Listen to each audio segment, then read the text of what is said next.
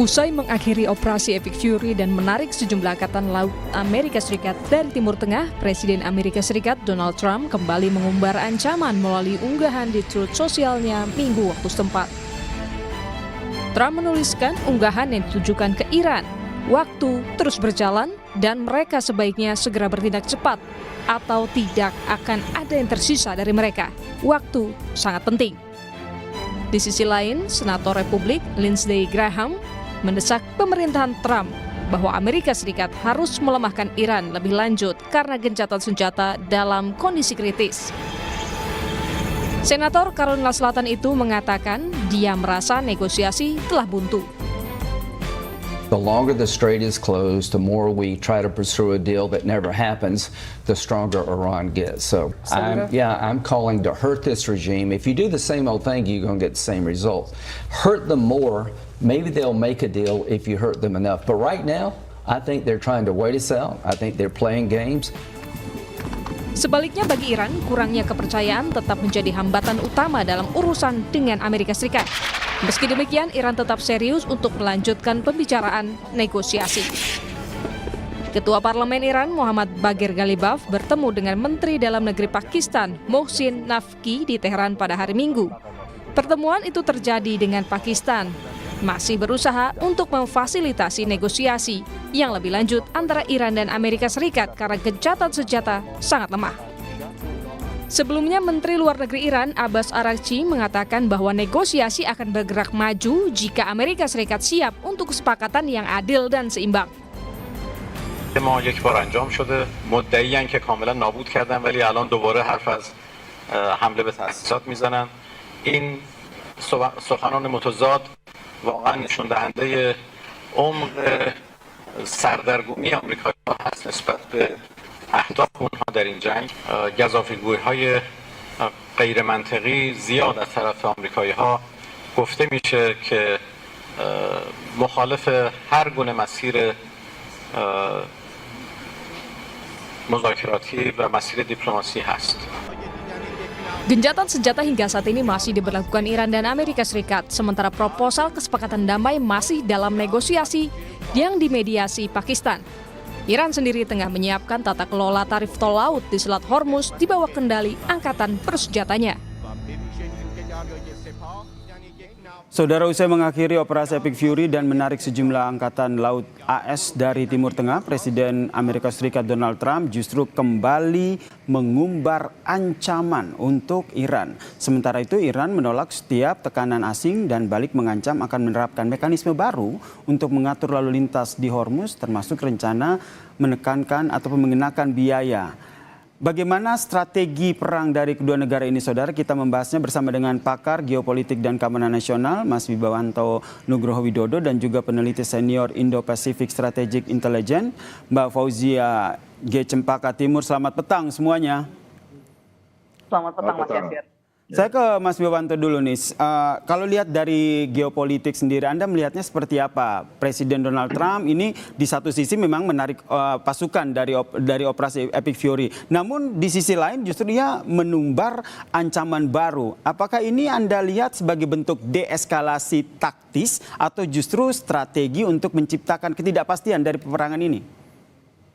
Ya, jadi kalau kita melihat dari perspektif Amerika, Washington, Donald Trump, kita tidak bisa melihat ini hanya sebagai faktor emosional saja. Tapi kita harus melihatnya dari faktor politik dan strategi perang gitu. Nah, yang pertama ya, memang Donald Trump ini mempunyai cara pemikiran yang unik ya, yang saya bilang kuantum gitu. Dan apa yang terjadi hari ini seperti apa yang banyak saya prediksikan terjadi. Nah, Donald Trump itu banyak terbentuk cara pikirnya itu oleh Vincent Norman Peale. Vincent Norman Peale ya, saya sampaikan berkali-kali. Dia percaya bahwa apa yang dia pikirkan itu akan menjadi kenyataan. Jadi dia bisa mengubah struktur yang dia merubah gitu. Dan dalam strategi keamanan nasional Amerika tahun 2025, Presiden Trump itu sudah menyatakan bahwa pendekatan Amerika selama 4 tahun ke depan di bawah kepemimpinan dia itu adalah akan melakukan perubahan sistemik di tingkat global ya, dengan mengutamakan kepentingan Amerika dengan cara yang compelling. Jadi adalah compellence arsitektur. dengan menggunakan yang namanya integrated deterrence. Jadi semua instrumen of national power itu dikerahkan dengan maksimal di masa damai walaupun masa krisis dan masa perang untuk mencapai tujuan perubahan politik yang diharapkan. Itu poin satu. Poin kedua, bahwa saat ini terdapat 3 pandangan di Washington, Mas. Ya, pandangan pertama itu adalah pandangan para ring 1 Donald Trump yang terdiri dari apa yang disebut dengan hawkish, ya, atau percaya bahwa Iran ini adalah aktor rasional, sangat rasional, ya. Selepas apakah sudah menjadi Republik Islam Iran atau sebelum menjadi Republik Islam Iran, Iran ini adalah aktor rasional. Jadi mereka percaya bahwa kekerasan itu adalah bahasa yang dimengerti oleh orang Iran, pemimpin Iran saat ini gitu. Apalagi Garda Republik itu memang tetap relevan jika tetap terjadi konflik. Relevan secara geopolitik, secara ideologi, dan secara ekonomi eksistensinya. Jadi dengan bahasa kekerasan mereka akan mengerti. Itu keyakinan pertama, ya. Dan ini ditunjang juga oleh analis Vali Nazar yang mengatakan bahwa memang orang Iran itu adalah rasional, gitu, ya. Nah, poin kedua, ada kelompok realis yang melihat bahwa jika ancaman ini disampaikan dengan cara ya, Trump, yaitu adalah menaikkan eskalasi untuk bernegosiasi, kan itu bisa menimbulkan mispersepsi. Kalau mispersepsi terjadi, itu krisis di Hormuz memburuk, itu ya. Satu. Yang kedua, akan ada serangan-serangan asimetris dari kemampuan militer Iran yang tersisa. Yang ketiga, ini juga tidak mengubah keadaan gitu. Proksi yang ada di Timur Tengah akan terus bermain. Nah, sementara dari kelompok ketiga atau disebut dengan political calculators itu mengaitkan dengan kondisi di dalam politik domestik Amerika. Nah, sikap tegas seperti ini diwakilkan oleh Senator Graham tadi kan, Lindsey Graham mengatakan bahwa ini menunjukkan kepemimpinan yang kuat, tindakan yang decisive, dan menunjukkan Amerika itu first gitu. Nah, tapi ini semua bukan tanpa risiko. Nah, ini yang sekarang kita harus lihat konsekuensinya, dan ini adalah pesan bagi semua pesaing Amerika, baik itu China, Moskow, ya, Rusia, Iran, ya tentunya, dan Korea Utara, bahwa Amerika masih mampu untuk melakukan proyeksi di multi teater. Nah, yang berikutnya ini memberikan pesan kepada Israel dan negara Teluk bahwa Amerika tetap hadir untuk menjamin keamanan mereka Timur Tengah dengan hard power. Dan kepada NATO ini menunjukkan bahwa Amerika tetap mempunyai resolve yang kuat untuk tidak mau kehilangan yang namanya kredibilitas deterrence di tingkat global gitu loh. Baik, ya, ini akhirnya pesan ingin disampaikan oleh Anda membacanya seperti itu ya? Oleh permainan Iran gitu. Itu pesan yang Anda baca dari apa yang disampaikan oleh Trump. Kalau dari Mbak Cempaka sendiri melihat kalau seandainya Amerika Serikat melalui Donald Trump terus mengumbar ancaman terhadap Iran, dari Iran sendiri meresponnya seperti apa? Apakah bahasa sederhananya begitu, Amerika ini hanya omong kosong doang nih ngasih ancaman?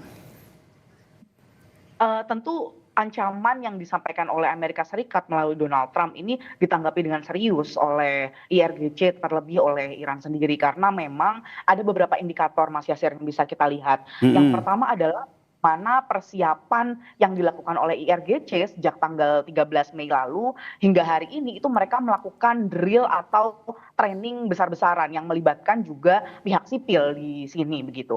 Nah, ini dalam konteks ini ada beberapa pelatihan yang dilakukan oleh IRGC sendiri dari tanggal 13 hingga hari ini, Mas, bahkan. Yang pertama adalah tadi terkait dengan training terhadap inisiatif masyarakat sipil, di mana mereka tahu bahwa dalam konteks mosaic defense, pertahanan Iran sangat bergantung dari rakyat sipilnya juga. Jadi tidak hanya terkait dengan angkatan bersenjatanya saja maupun IRGC dalam konteks ini. Yang kedua, ada pelatihan yang sangat spesifik yang disebut dengan martyr commander atau komandan yang martir, yang menjadi martir begitu. Nah, dalam konteks ini drilling yang dilakukan IRGC adalah persiapan jika pucuk-pucuk kepemimpinan IRGC kembali menjadi sasaran seperti yang kita tahu dari tanggal 28 Februari. Yang pertama adalah yang menjadi sasaran adalah Ali Khamenei, yang terus berlanjut dengan berbagai pucuk pimpinan di parlemen maupun di IRGC yang menjadi korban dari Zionis Israel maupun dari Amerika Serikat. Nah, ini tentu menjadi pelatihan yang sangat penting yang disebut dengan drilling martyr commander yang dilakukan oleh Iran melalui IRGC hingga saat ini. Itu indikator yang pertama. Yang kedua tentu laporan yang dimiliki oleh CIA yang menunjukkan bahwa hingga saat ini paling tidak di akhir April lalu salah satu laporan dari CIA menyebutkan kemampuan misil yang dimiliki oleh Iran sendiri masih di atas 70% begitu. Kenapa? Karena memang kita tahu bahwa stok-stok yang dimiliki oleh Iran itu disimpan di bawah tanah begitu, di gorong-gorong. Nah, hal-hal ini yang tentu harus ketika untuk dilakukan pengerusakan terhadap stok ini harus dilakukan melalui operasi darat yang hingga saat ini belum dilakukan oleh Amerika Serikat. Berarti menurut Anda memang ancaman demi ancaman yang disampaikan oleh Trump ini tetap ditanggapi serius oleh Iran ya, dengan kesiapan militer yang selama ini terus dipersiapkan dan videonya juga sering ditampilkan, dipublis begitu ke publik. Itu soal kesiapan militer. Kalau dari upaya negosiasi sendiri Mbak Fauzia melihatnya seperti apa? Karena dari Iran sendiri yang terbaru bertemu parlemen Iran bertemu dengan Pakistan, kemudian dari Iran sendiri juga menyatakan bahwa negosiasi ini bisa maju asal Amerika Serikat ini bersikap adil. Betul, Mas. Jadi kita tahu bahwa Iran sendiri siap keduanya di atas meja, pilihan militer maupun pilihan negosiasi. Kita tahu bahwa sebelum Trump kemarin bertemu dengan Xi Jinping, Arakci sudah terlebih dahulu bertemu dengan China begitu. Nah, ini yang dihasilkan salah satu keberhasilan Arakci adalah tidak disebutkannya Iran, konteks Iran dalam statement final yang diberikan oleh Xi Jinping pasca kembalinya Trump dari Tiongkok begitu. Nah, ini di satu sisi merupakan keberhasilan dari Arakci karena tidak ada statement khusus yang menyatakan bahwa China akan menyetujui memotong dukungan terlebih yang sifatnya pembelian minyak dari Iran. Nah, memang ada dari sisi negosiasi sendiri tentu kita dengar bahwa ada respon yang diberikan oleh Iran melalui Pakistan saat ini. Di antaranya misalnya menanggapi respon dari Amerika Serikat yang sebelumnya yang diantaranya tidak ingin memberikan kompensasi untuk perang dan juga masih menginginkan untuk Iran melakukan pelucutan terhadap fasilitas nuklirnya. Nah, ini hal-hal yang saat ini sudah info dari Pakistan yang terbaru adalah sudah ada respon dari Iran yang tentunya sifatnya lebih terkait dengan teknis. Salah satu media melaporkan bahwa sudah ada angka misalnya terkait dengan aset-aset yang dibekukan sebelumnya, permintaan dari Iran untuk dilepaskan begitu, untuk dicairkan kembali.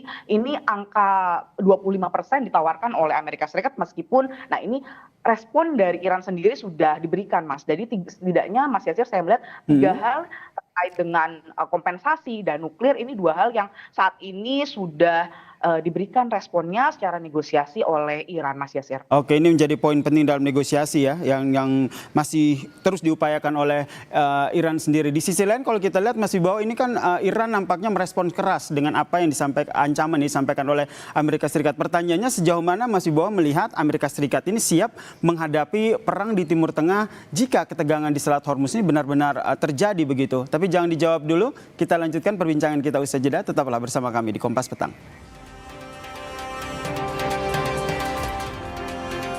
Donald Trump yang terus mengumbar ancaman untuk Iran, ini yang menjadi topik pembahasan kita. Saya ke Mas Wibawa. Mas Wibawa, tadi salah satu poin yang Anda sampaikan adalah terkait dengan sebenarnya pola pikir Donald Trump ini yang sulit dibaca. Tapi satu poin dari Iran adalah Iran ini nampak strateginya ataupun pola pikir dari Donald Trump melihat Iran ini sebagai sebuah negara yang selalu mengambil kebijakan yang rasional.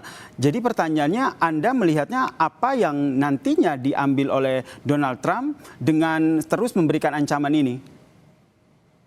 Jadi pesan pertama ya kepada Iran itu oleh Presiden Trump itu adalah jendela sudah tertutup, window is closing, itu poin 1. Poin kedua ya, mereka akan melakukan eskalasi ya. Eskalasi ini akan dilakukan bertahap. Perang itu kan ada namanya perang konvensional dan unkonvensional dan perang nuklir gitu. Nah, yang dilakukan itu sekarang adalah pendekatan perang unkonvensional, special operations ya, dan low intensity konflik yang akan dimainkan oleh Presiden Trump untuk mengubah keadaan. Yang berikutnya baru opsinya adalah perang konvensional dan yang terakhir adalah opsi perang nuklir, dibom oleh dengan nuklir. Nah, jadi perhitungannya seperti itu melihatnya. Nah, yang selanjutnya yang harus kita lihat di sini adalah bahwa Iran sendiri juga dalam posisi terjepit dalam satu sisi ya. Lihatnya, kalau terlalu cepat menyerah, berarti deterrence-nya, kredibilitasnya hancur. Tetapi kalau terlalu lama untuk bermain, bahasanya Lindsey Graham tadi dibaca ya, bermain gitu, itu nanti akan menghadapi serangan kinetik gitu. Nah, makanya waktu-waktu seminggu ke depan ini penting gitu, di mana Amerika pasti akan men-tailor, bahasanya itu adalah men-tailor deterrence-nya gitu, dengan berbagai macam cara, dengan baik itu perang konvensional, perang unkonvensional, pasukan khusus, perang cyber, ataupun juga semua instrumen of national power yang digunakan, baik militer, psikologi, informasi, ekonomi, politik, untuk menekan Iran sampai yang namanya total surrender apa? Itulah yang terjadi di dalam negosiasi itu. Karena Trump sebenarnya tidak mau ada perang total di situ. Pasukannya itu mau dihemat untuk prioritas di Indo-Pasifik, bukan untuk ke Timur Tengah. Nah, lalu bagaimana dengan upaya negosiasi, Mas Wibawa? Baru kan di tingkat global. Upaya negosiasi, apakah ini masih menjadi salah satu strategi tersembunyi yang juga dilaksanakan ataupun dilakukan oleh Trump? Karena maunya Trump itu adalah poin-poin dari negosiasi itu diikuti semua. Satu. Yang kedua, cara negosiasinya juga harus ikut Trump. Artinya apa? Iran itu minta mundurnya satu-satu, reciprocal. Mundur satu langkah, satu langkah, satu langkah, satu langkah. Sementara Trump tidak. Trump maunya adalah Iran mundur satu langkah, baru kamu minta apa, saya kasih. Gitu. Nah, di situ perbedaannya sangat fundamental. Sementara itu sudah pernah dikritik oleh Farid Zakaria, harusnya dengan pendekatan off-ramp diplomasi, di mana tidak ada yang merasa malu satu sama lain. Tetapi ini belum diambil oleh Washington DC, khususnya Presiden Trump. Ya, yang percaya juga secara profetik bahwa perang dengan Iran itu adalah sesuatu yang tidak bisa dihindari lagi gitu. Ya, itu bisa ditanya kepada Paula White dan juga penasihat Donald Trump lainnya yang memang percaya bahwa ini sudah sesuatu yang destined, perang yang sudah ditakdirkan. Nah, itu kita harus analisa itu juga gitu loh. Baik. Nah, sementara ada bahwa kemungkinan kalau seandainya seperti yang tadi Mas Wibawa sampaikan, bahwa kalau Teheran salah baca, Amerika salah baca. Kalau Amerika salah baca, respon Iran salah baca ancaman Amerika, ini yang gawat. Itu aja poinnya. Oke, kalau dari Mbak Fauzia sendiri melihatnya bagaimana ini? Tadi kata Mas Wibawa ini nampaknya perbedaan negosiasi ini fundamental begitu. Jadi pertanyaannya, apakah masih ada kepentingan dari kedua belah pihak yang sebenarnya bisa menyatukan untuk negosiasi atau memang benar-benar nggak ada? Sebenarnya bukan kepentingan, tapi beban dari perang dari tanggal 28 hingga terjadi gencatan senjata ini juga sudah membebani kedua belah pihak, baik secara ekonomi maupun militer. Ini yang membuat keduanya sebenarnya ingin masuk ke off-frame, Mas. Nah, tapi bicara tentang tadi konteks struktur negosiasi, memang tentu berbeda karena Iran sendiri, satu poin yang diinginkan Iran adalah perdamaian yang permanen untuk Iran, bukan hanya gencatan senjata yang sifatnya sementara. Nah, ini sangat fundamental karena dari Amerika Serikat sendiri tentu jika bicara tentang gencatan senjata saja, ini bisa dipenuhi oleh dua belah pihak dan dibantu oleh Pakistan sebagai interlokutor. Tetapi jika bicara tentang perdamaian yang permanen, tentu harus ada garantor atau negara yang bisa menjamin baik sifatnya mungkin seal the deal dalam konteks ini bagian dari P5, misalnya negara. Makanya kita lihat bagaimana Trump juga datang ke Tiongkok dan juga dalam konteks ini menelpon Putin dalam konteks ini. Di sisi lain juga ada negara-negara P5 atau negara-negara anggota tetap Dewan Keamanan PBB yang seharusnya bisa dilibatkan jika memang ingin membentuk sebuah struktur yang permanen sifatnya perdamaiannya, tidak hanya untuk gencatan senjata saja, Mas Yasir. Nah, ini tentu juga dalam konteks ini di sisi lain Iran belum mengaktifasi secara penuh jika memang Amerika Serikat misalnya menyatakan kemarin siap dengan operasi baru, bukan Epic Fury tapi Sledgehammer Operation misalnya, yaitu operasi yang berbeda begitu tapi dalam konteks ini untuk Iran juga. Jadi memang ini hal-hal yang menurut saya cukup fundamental, berbeda tujuan negosiasi yang diinginkan oleh Iran dengan Amerika Serikat. Baik, terakhir saya ke Mas Wibawa. Jadi kalau melihat karakter pola pikir Donald Trump yang tidak bisa ditebak, itu berarti meskipun operasi Epic Fury ini sudah dicabut, masih ada kemungkinan Trump akan menyiapkan operasi baru untuk perang dengan Iran ini? Singkat saja. Ya, itu sudah saya prediksi sejak lama bahwa akan kembali melakukan special operation and low intensity conflicts atau perang dengan metode-metode yang berbeda, tetapi tujuannya sama. Bahwa orientasi geopolitik Iran harus dirubah total sebelum Presiden Trump selesai menjadi presiden tahun 2028. Itu poinnya. Dan dia tidak akan berhenti sampai itu tercapai. Baik, terima kasih Mas Wiwanto Nugroho Widodo, pakar geopolitik dan keamanan nasional, dan Mbak Fauzia Cempaka Timur. Terima kasih buat perspektifnya di Kompas Petang. Salam sehat semuanya.